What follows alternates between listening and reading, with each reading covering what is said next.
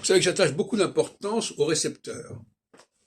Je pense que on attend beaucoup trop de l'émetteur et pas assez du récepteur.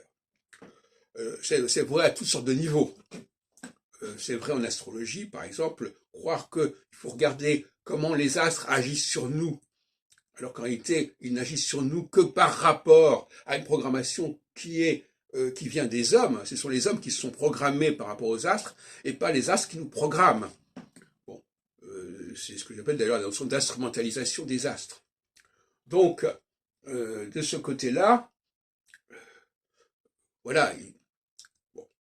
Mais il peut pas y avoir de bonne réception s'il n'y a pas de bons récepteurs. Hein? The right person. Donc, effectivement, c'est la fameuse histoire de ne jetez pas des perles au pourceau.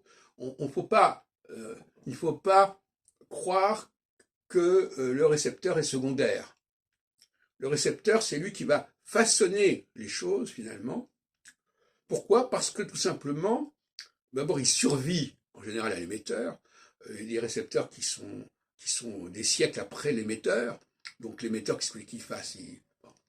Et donc, les récepteurs, il va y avoir le problème, c'est que les émissions seront de plus en plus, comment dirais-je,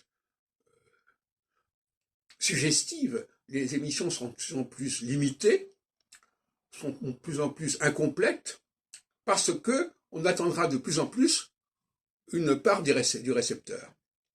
Avec l'histoire d'Internet, par exemple, l'émetteur peut très bien ne faire que quelques allusions, et c'est au récepteur de faire la synthèse, et le récepteur il fait la synthèse à différentes époques. Donc la synthèse, ce n'est pas à l'émetteur de faire la synthèse de son œuvre, parce que tout simplement cette œuvre elle le dépasse dans le temps et dans l'espace. C'est au récepteur au pluriel de faire la synthèse. Donc c'est le temps de l'émetteur tout-puissant qui devait s'occuper de tout est révolu. Maintenant, c'est au récepteur de faire la cuisine, de combiner les choses, de les intégrer, et ça n'est plus le rôle de l'émetteur.